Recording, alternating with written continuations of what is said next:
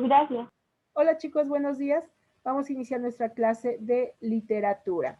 ¿Alguna duda que tengan con respecto a sus proyectos antes de empezar con el tema del día de hoy? ¿No? Son sus poemas de vanguardia. El del futurismo es un caligrama. El de surrealismo es un poema con técnica del automatismo, es decir, escribir rápido lo primero que llega a la mente con algunas palabras de su tema que un compañero les diga, pero van a tener menos de 10 segundos para que no lo piensen. Lo primero que se les ocurra, aunque no tenga nada que ver, que si les dicen pet, alguien puede decir mascota, la mascota que más quiero. Entonces, no tiene nada que ver, pero pues están ahí relacionándolo. Así es que lo primero que les llega a la mente por eso es automatismo. Y los otros son el dadaísta de contradicciones, que tiene que ser con por lo menos una vez la palabra dada, y el otro que es el de recortes, recortes de su tema. Todos tienen que ser de sustentabilidad con el tema que les corresponde. ¿De acuerdo, muchachos? Muy bien.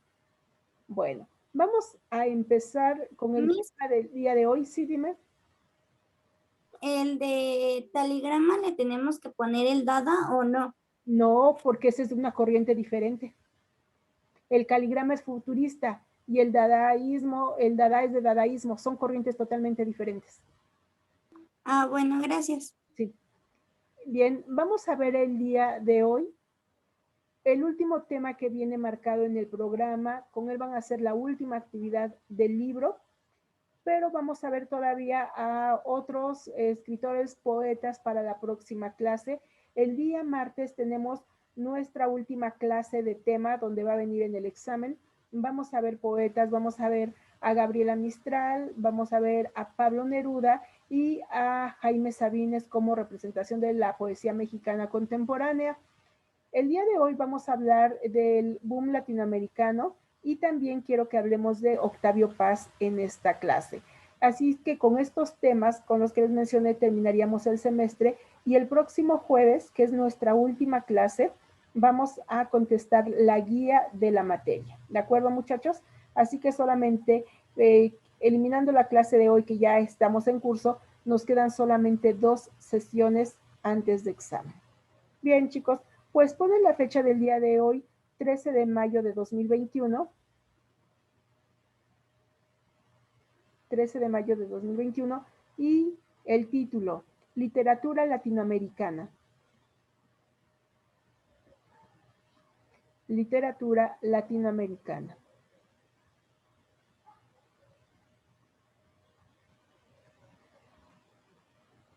Literatura Latinoamericana.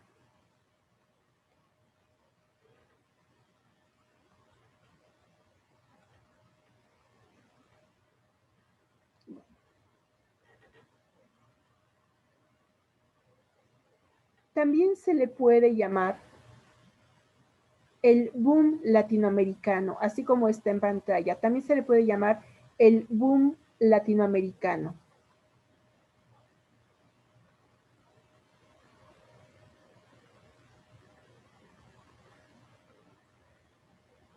Y fue un fenómeno literario y editorial, un fenómeno literario y editorial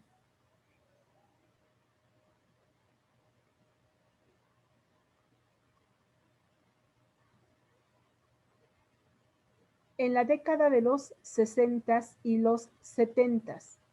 En la década de los 60 y los 70.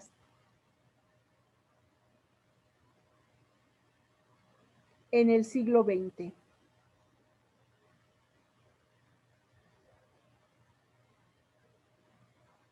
Punto y aparte. La literatura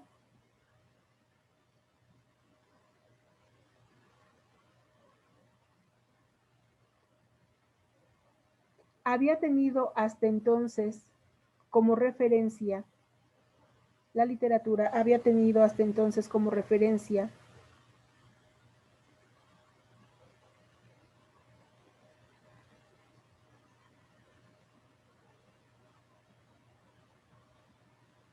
lo creado en Europa o en Norteamérica.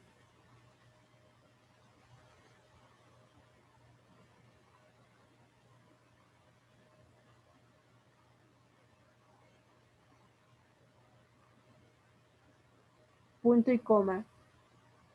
Sin embargo,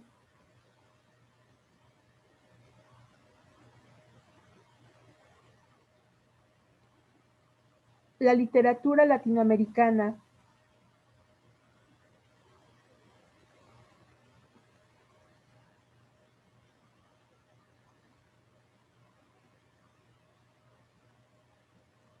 empezó a llamar la atención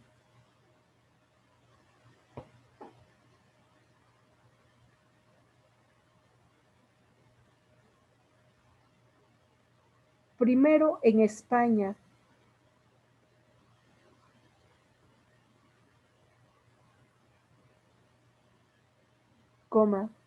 después en Estados Unidos y el resto de Europa.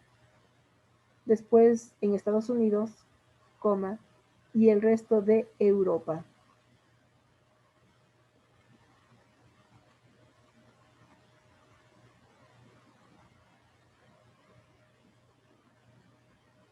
Punto y seguido. Fueron 4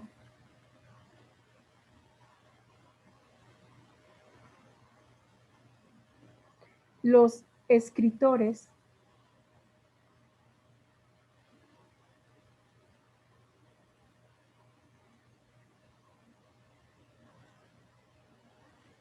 que dieron inicio a la explosión creativa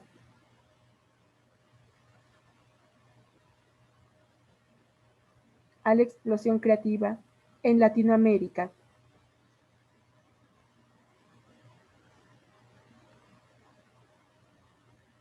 A la explosión creativa en Latinoamérica. 2 puntos y aparte, anotan a estos escritores en forma de lista, por favor. El argentino Julio Cortázar. El argentino Julio Cortázar.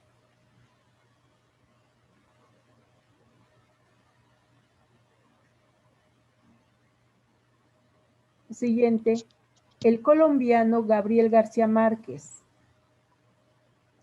El colombiano Gabriel García Márquez.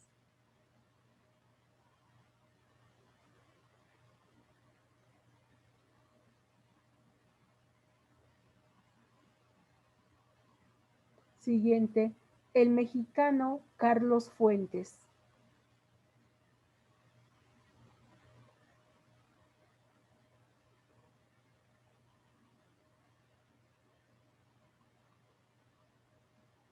Siguiente, el peruano Mario Vargas Llosa.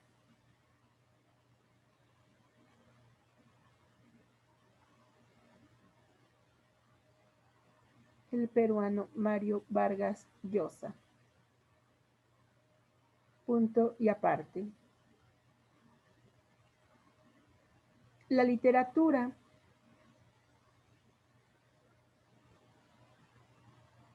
representada por estos jóvenes escritores. La literatura representada por estos jóvenes escritores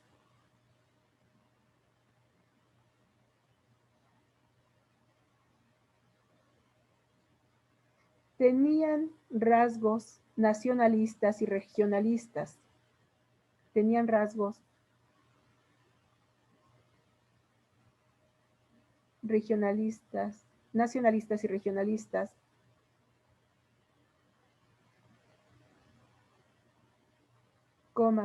aunque también podían incluir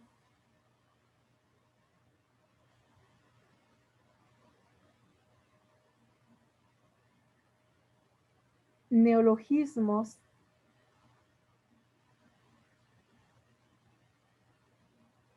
y palabras en otros idiomas.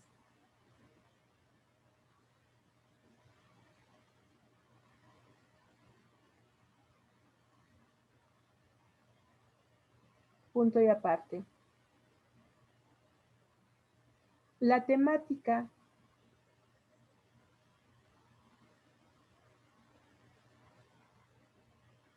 era muy variada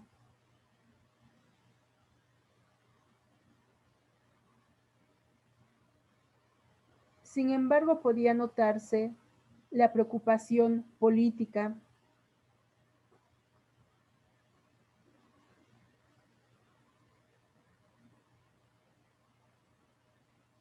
tanto internacional como local.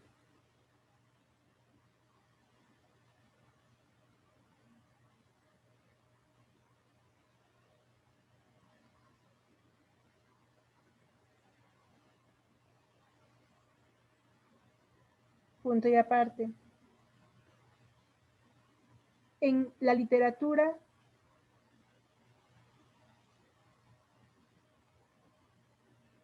latinoamericana,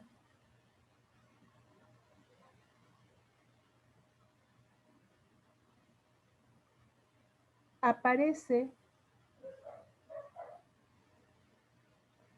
una corriente que recibe el nombre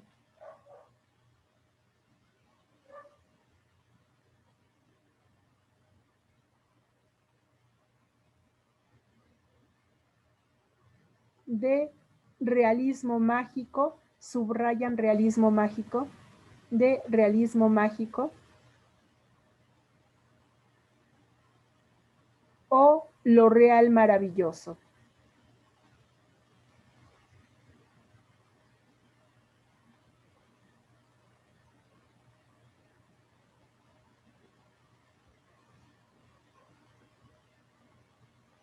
Coma, que es una mezcla de lo real, que es una mezcla de lo real y lo fantástico, de lo real o lo fantástico, lo real y lo fantástico, o lo inverosímil.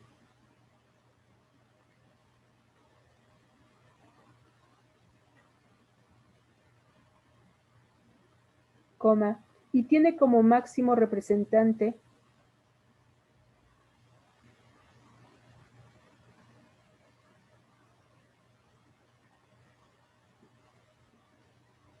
a Gabriel García Márquez,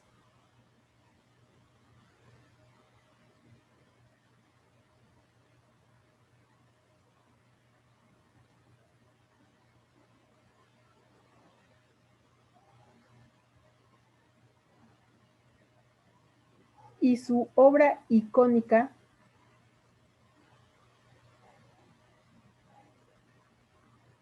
entre comillas, 100 años de soledad, cierran comillas, punto final, 100 años de soledad.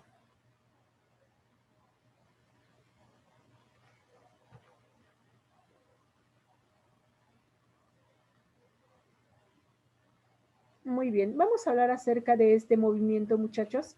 Este movimiento llamado la literatura latinoamericana, que también se le conoce como el boom latinoamericano. Boom es la explosión, es la explosión que se da porque están surgiendo de manera pues novedosa estos escritores que son más, pero los más representativos son estos cuatro que se mencionaron: a Julio Cortázar, de nacionalidad argentina, a Gabriel García Márquez, que es colombiano, a Carlos Fuentes, mexicano, y a Mario Vargas Llosa, de nacionalidad peruana. Estos escritores que fueron muy grandes representativos de este movimiento latinoamericano, porque hasta ese momento sabemos, aunque había estado ya previamente en el continente americano el movimiento del modernismo, pues solamente fue pues muy poco, no duraron tantos años, y la literatura siempre se ha reconocido más a la europea o a la estadounidense, pero no a América. Es cuando empieza a tener un gran surgimiento por la novedad con la que escriben. Primero impacta en España, en Estados Unidos, y después se conoce en todo el mundo. Pero más que una corriente, no es tomada como una corriente, sin embargo, es por altas ventas. Nos dice que son éxitos editoriales. Empiezan a escribir, empieza a venderse bastante, y por ello es que llama la atención por las altas ventas que tienen estos libros de los escritores mencionados, y empiezan a ver que son buenas obras, que es interesante lo que proponen en literatura en este continente estos escritores y otros más, y empieza a voltear a verlos el mundo entero y llama la atención. Dentro de estos escritores, por ejemplo, tenemos aquí a dos dos escritores, de esos cuatro, dos son ganadores del premio Nobel. El primero fue Gabriel García Márquez con su obra, bueno, por toda su obra, pero la más representativa es la de 100 años de soledad, ya en épocas recientes, muy recientes. Quien obtiene ese premio es Mario Vargas Llosa, en reconocimiento a su obra, sus ensayos que tienen que ver mucho con la política. La temática es muy variada, la que abordan los escritores. Es una preocupación porque estamos situándolo entre los 60 y los 70, donde hay una gran preocupación por las tensiones políticas internacionales, sobre todo de la Guerra Fría entre los rusos y los norteamericanos, donde no se sabe cómo va a desembocar eso, porque puede haber una tercera guerra mundial y ya hay armas nucleares. Entonces sería devastador y catastrófico para todos. Es ese temor. Pero también son los problemas, los conflictos sociales de la región, donde se está hablando acerca del movimiento de la Revolución Cubana. Unos escritores están a favor, otros están en contra del régimen castrista, que se vuelve una dictadura. Entonces hay unos a favor, otros en contra, hay división de opiniones, pero también es una preocupación política porque ya está cerca, ya no es solamente los estadounidenses con los rusos, sino ya también hay problemas sociales en nuestro continente. Cada uno sabe cuáles son esos problemas y por eso también la obra, aunque son temas que son para todos, temas universales, están planteando problemáticas nacionales y regionalistas, como puede ser la miseria, la opresión de cada uno de estos países. Y en el caso de México, también aparece por ahí la figura de Juan Rulfo, un gran escritor de narrativa que solamente tiene dos obras publicadas conocidas, que son El Llano en Llamas, que es una colección de cuentos, y Pedro Páramo, que pertenece que es una novela corta, pero que pertenece al realismo mágico, que ahorita les diré cuál es. Pero, por ejemplo, en los libros los cuentos del libro del Llano en Llamas, nos habla de una realidad que vive el mexicano, pero el mexicano en provincia, el mexicano en el campo, donde es olvidado, donde hay miseria, donde el poder abusa de los demás, los oprime, les saca ventaja, donde el pobre puede incluso convertirse en un delincuente porque le orilla la necesidad a realizar actos que se sabe que no son los adecuados, pero es el hambre, la necesidad, lo que los lleva a cometer tales actos, tales como en el cuento de Diles que no me maten, la necesidad que se ve desesperante en el cuento Nos han dado la tierra, donde siempre el gobierno da tierras, pero él se queda para sí o para sus amigos, para los hacendados, las tierras fértiles, las que están cerca del agua, las que son productivas. ¿Y qué es lo que le da al pueblo para que no esté protestando? Las peores. Y en ese cuento dice, se los da muy lejos de su comunidad y ellos dicen, pero ¿qué vamos a sembrar aquí? Dice, donde ni siquiera el arado entra, porque describe una tierra caliza donde parece roca. Dice, no pueden entrar las herramientas de cultivo, donde no hay agua, nunca hay nubes, y van diciendo todo eso mientras caminan bajo pleno rayo del sol, no hay ninguna nube. Dice, aquí en esta zona jamás llueve y cuando caen algunas gotas, la tierra sedienta inmediatamente las absorbe. Es tan árida y estéril esa tierra que ni la mala hierba crece. La mala hierba que en todos lados está, ni esa crece en ese lugar. Y mientras uno va leyendo el texto, no queda menos, por ejemplo, si lo leen a mediodía, empezar a sentir el calor, como que nos da sed por tanta descripción vívida que hace, donde dice que ni siquiera tienen fuerzas para escupir porque ya no hay saliva que puedan escupir por estar caminando bajo el rayo del sol. Entonces, como que uno como lector empieza a sugestionarse, ay, sí es cierto, ya me dio sed. ¿Por qué? Por lo magistral de su narrativa, que uno se involucra. Entonces nos están mostrando en cada uno de estos escritores, en cada uno de sus textos, una realidad social, política que están viviendo. Dentro de este movimiento también aparece algo que se llama el realismo mágico. Un escritor le llamó primero lo real maravilloso, pero después se acuña el término del realismo mágico porque se mezcla estos dos términos contradictorios. ¿Lo real puede ser mágico o lo mágico puede ser real, muchachos? No. No, son contradictorios, ¿verdad? Pero en la literatura todo se vale. Entonces aparece como dentro de los escritos apegados a la realidad, algunos destellos pues inverosímiles, mágicos, que no pueden ser posibles, pero pasan como que sí, como que fuera parte de lo real, de lo natural de esas situaciones. Por lo tanto, no es que sea todo fantasioso, no es ciencia ficción, no es fantasía, sino que dentro de sucesos reales aparecen algunos detalles fantásticos e inverosímiles como parte de una realidad y después continúa con toda naturalidad en sucesos reales. El padre de esto, por ser magistral en hacerlo, es Gabriel García Márquez, que tiene como obra representativa 100 años de soledad. Gabriel García Márquez, les decía, fue ganador del premio Nobel por muchas obras, tiene muchísima obra escrita, sin embargo, la más representativa es la de 100 años de soledad, y ahí, por ejemplo, ¿por qué aparece lo realismo mágico? Porque es la historia de una familia, más bien, que nos está hablando de todo lo que le ha acontecido a los Buendía, a todos estos personajes, y que sucede en Macondo. Macondo es un lugar imaginario, Macondo no existe, y es ahí donde sucede toda esta situación, donde Aurelio Buendía, donde tenemos a Úrsula, a José Arcadio, Melquiades, estos personajes que aparecen ahí, y cuando se casa Aureliano con Úrsula y son primos, ella tiene miedo que por esta situación tan cercana que pudiera considerarse incestuosa, sus hijos nazcan con colitas de marrano, porque toda la familia de él nace así. Entonces, ¿creen ustedes que pueda ser posible? Y cuando tiene hijos, efectivamente, todos tienen colitas de marrano. ¿Se los imaginan con las colitas retorcidas, sus rabitos a cada uno de ellos? ¿Pudiera ser posible? No, habría a lo mejor malformaciones genéticas, demás, pero no, nacerían con colitas de marrano. Y sin embargo, ahí sucede esta situación. Hay una escena en donde una muchacha desaparece y se va, ven cómo se va elevando y se pierde entre las nubes, como si Dios se lo hubiera llevado con todo y zapatitos por haber sido una buena persona.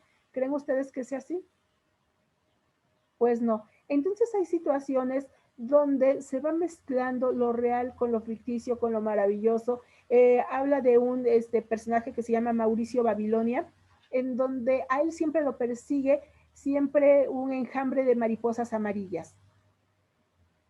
No puede ser posible que siempre ande alguien con su enjambre de mariposas amarillas, o cuando Aureliano mata a un hombre, este hombre se le queda como fantasma y ese fantasma lo persigue el resto de su vida. Entonces son esas situaciones que se mezcla lo fantástico con lo real y nos da origen a este tipo de obra, que por ello se llama el realismo mágico y es parte de la literatura latinoamericana, que con estos grandes representantes pues obtiene una visión y una aceptación universal. Por ejemplo, bien nos dice un dicho, nadie es profeta en su tierra. Aquí en México el representante de este movimiento, aparte de Juan Rulfo, fue Carlos Fuentes. Y Carlos Fuentes sí se lee en nuestro país, es importante sobre todo por su novela corta Aura, que es muy, muy leída, se las recomiendo. Es como de suspenso, medio fantasmagórico, medio de amor, de todo un poco, y es corta, está muy interesante, pero él es muy querido en Francia. Él iba constantemente a Francia porque era requerido para exposiciones, pláticas, gustaba mucho su obra. También estuvieron de luto cuando él murió, lamentaron mucho la muerte de este escritor porque era realmente apreciado en Francia, y sabemos que Francia es uno de los países donde han surgido más corrientes literarias, y aún así reconocían a este gran escritor mexicano. Bien, entonces les decía, es importante, los ojos del mundo se vuelven hacia Latinoamérica, no es el continente infértil, un continente olvidado donde se escribía pero de baja calidad. Se dan cuenta que sí hay mucha calidad, y aquí en América, pues les decía, estos dos premios Nobel, después tuvimos en México el propio con Octavio Paz, y han habido otros como el chileno, poeta chileno Pablo Neruda, o la poeta también chilena Gabriela Mistral, entre otros que han obtenido estos máximos galardones dentro de la literatura. El premio Nobel es lo máximo para un escritor. Hay muchos otros premios, pero el más importante es este que se da a nivel internacional. ¿Dudas hasta aquí, muchachos? ¿No? Y me gustaría que ampliáramos bastante, pero decía, el tiempo nos come y no podíamos hacerlo. Ni siquiera podemos leer el texto, el fragmento que viene en el libro, porque es amplio. Por lo tanto, les va a quedar de tarea. Chicos, van a leer el fragmentito que viene aquí de 100 años de soledad. Léanlo. Está en la página 175. Van a leer y hacer las actividades hasta la 184. Así que de 175 a 184 del libro es la última actividad que viene en nuestro libro de texto. No, léanlo porque es la obra representativa, la máxima obra de Gabriel García Márquez, uno de los escritores más importantes en todo nuestro continente, y por lo menos que tengamos alguna idea de qué hizo este señor, por qué tan importante. Gabriel García Márquez, que amó profundamente a México, él sale de Colombia, viene y vive en México y vive aquí hasta su muerte, que se le hizo un gran homenaje, pero él se quedó aquí. Aquí es donde escribió en México la obra de 100 años de soledad. Rápidamente les cuento la historia porque es muy interesante. Nos dice que él iba de paseo, me parece que iba a Cuernavaca, y en la carretera se le empezó a a generar la idea del libro. Entonces, pues como que la voy a hacer, y le plantea, empieza a escribir, se encierra. Nos dice que se encerró durante varios meses, muchos meses, que no salía absolutamente para nada. A veces y solo para distraerse porque se atoraba en las ideas, salía al balcón y empezaba ahí a refrescar ideas. Pero les leía lo que iba avanzando a sus amigos, también escritores mexicanos, y le decían, ellos, va muy bien, está muy interesante, y para que no descuidara su trabajo y saliera valga la redundancia, a trabajar, sus amigos se cooperaban económicamente para irle dando dinero para los gastos de la familia. La esposa también decía que pedía prestado hasta el carnicero y ya después pagaba. Cuando termina su obra se convierte en un gran éxito, es la obra más importante que tiene Gabriel García Márquez, y pues ya con el dinero que le pagan y las regalías salda las deudas que tiene y hace su obra, pero fue hecha en nuestro país. Bien, vamos a hablar también rápidamente, les decía, de un escritor muy importante que es Octavio Paz. Octavio Paz, también ganador de premio Nobel, pero este es mexicano, este es nuestro. Nos habla, lo obtiene tanto por su obra poética como por su obra ensayística. Él lo que escribe es ensayos. Y uno de los temas más recurrentes que tiene este escritor mexicano es la identidad de nosotros, la identidad mexicana. Y él tiene un libro que se llama El laberinto de la soledad, en donde aparece un ensayo que se llama Los hijos de la Malinche, y que habla de la identidad del mexicano. ¿Por qué somos como somos? Somos muy alegres, pero también emotivos, efusivos, muy cariñosos, pero también muy herméticos, muy cerrados, desconfiados. Y esto nos viene desde la historia, lo tenemos grabado en nuestro pensamiento, porque somos amables como lo fue Moctezuma con Cortés, y después ahí viene la traición y la conquista a base de guerra y sangre. Entonces el mexicano es desconfiado, pero también cuando muestra su afecto lo muestra ampliamente. En México es uno de los países que recibe más turismo a nivel mundial, y nos dicen que aparte de la belleza de nuestro territorio, aparte de la gastronomía, que es una de las mejores del mundo, también porque nos dice la gente es cálida, la gente se motiva, a diferencia de Europa donde son más fríos, aquí somos muy cálidos. Sin embargo, pues tenemos esta dualidad. A veces somos muy abiertos y cariñosos y empáticos, pero muchas veces somos cerrados. ¿Por qué se da esa situación? Porque tenemos también un conflicto de identidad. Se llaman los hijos de la Malinche porque la Malinche fue esta mujer que fue el contacto, que fue la ayuda hacia los españoles que traiciona a su tierra. Y es con los españoles y los indígenas es lo que se da el mestizaje, del cual nosotros somos el resultado. No somos españoles, no somos indígenas, pero sí somos la mezcla de ellos dos. Y en ese ensayo nos habla mucho de la palabra chingar. Chingar, que puede ser molestar, fastidiar, ofender, pero también tiene la acepción chingar, quiere decir fornicar. Por eso cuando es una mentada y hablan de la mamá es porque quieren que forniquen con ella. Por eso es un insulto, y ahora se me hace raro que hasta incluso los jóvenes se saludan con esas palabras. Y es una palabra ofensiva. Y por eso pues ya me chingué a fulanita, es decir, ya estuvo con ella de manera íntima. Y entonces cuando nos dicen viva México, hijos de la es porque hubo esta relación. ¿Ustedes creen que el mestizaje del cual somos producto se dio por matrimonio, santa unión entre un español y una indígena? No, fue por la fuerza, fue por violaciones. Entonces, ya que la mujer, la indígena, estaba embarazada y nacía el producto, nacía el mestizo, ¿se hicieron cargo de ello los españoles? ¿Los españoles reconocieron su paternidad? No. ¿Lo aceptaban los varones indígenas como parte suya? No, no eran su raza.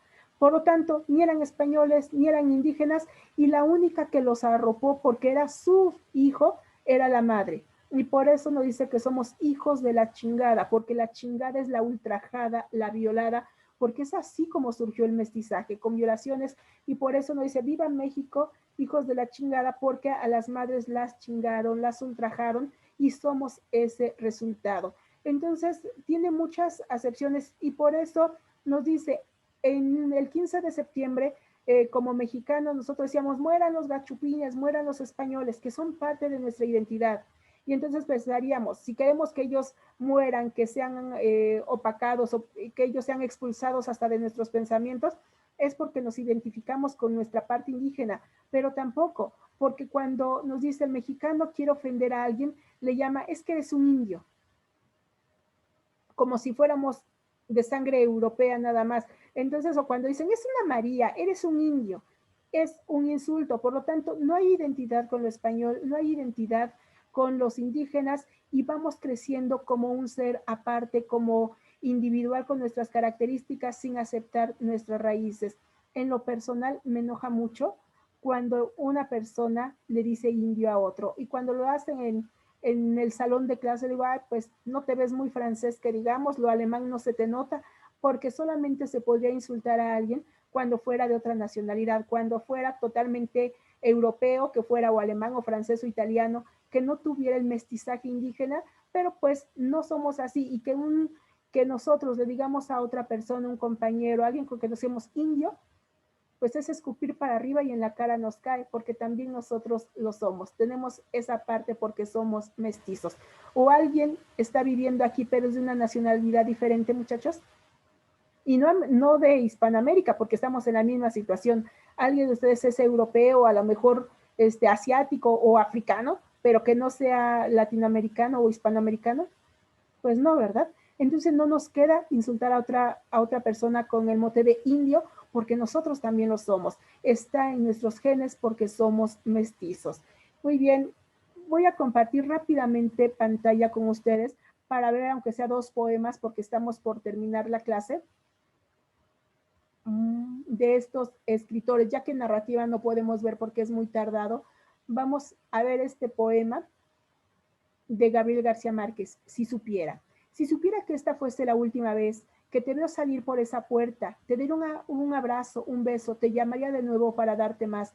Si supiera que esta fuera la última vez que voy a oír tu voz, grabaría cada una de tus palabras para poder oírlas una y otra vez indefinidamente. Si supiera que estos son los últimos minutos que te veo, diría te quiero y no asumiría tontamente que lo sabes. Siempre hay un mañana y la vida nos dará otra oportunidad para hacer las cosas bien, pero por si me equivoco y hoy es todo lo que nos queda, me gustaría decirte cuánto te quiero, que nunca te olvidaré. Es un poema hermoso porque nos habla acerca de que aprovechemos cada instante. ¿Qué haríamos si supiéramos que es el último día que vemos a esa persona, el último instante que vamos a ver a una persona, porque tal vez la vida los aleje de nuestro lado o porque la muerte se los lleve? ¿Creen que actuaríamos de la misma forma? No, sería muy diferente. Bueno, aquí hay otros poemas, pero no nos da tiempo. Aquí tenemos a Octavio Paz, que fue el ganador del premio Nobel en 1990, y dentro de sus poemas tiene esto, las palabras: dales la vuelta, cógelas del rabo, chillen putas, azótalas, dales azúcar en la boca, las rejegas, inflalas globo, pínchalas, sórbeles sangre y tuétano, sécalas, cápalas, písalas gallo galante, tuérceles el gaznate cocinero, desplúmalas, destrípalas toro, buey, arrástrala, hazlas poeta, haz que se traguen todas sus palabras. ¿Y por qué dice esto? Porque imagínense, un poeta de qué vive, de su poesía, escribe. ¿Creen que sea fácil encontrar las palabras para comunicarse?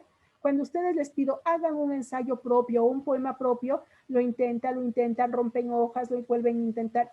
Ahora imagínense la perfección que tiene que alcanzar un poeta, la frustración, pues eso, chillen putas, arrástralas, quiere que maten a las palabras porque no dicen lo que él quiere, porque no expresan lo que él quiere. A veces lo tenemos como en la mente, pero a la hora de tratar de hacerlo, de plasmarlo en una hoja, ya no queda. Y ustedes lo han intentado seguramente, aunque sean sus tareas o si están enamorados, al hacer una carta, un poemita, lo sienten, pero le escriben y dicen, ay no, no se oye bonito. no me gusta, y terminamos arrancando las 100 hojas del cuaderno porque no nos gustó. Ahora imagínense al poeta. Por eso este poema donde habla de las palabras y de lo mal que los tratan. Chicos, pues esto es todo en la clase porque ya estamos a segundos de terminar. Espero que haya quedado algo claro el tema y nos vemos la próxima clase, muchachos. Cuídense. Hasta luego. Hasta pronto, chicos. Bye.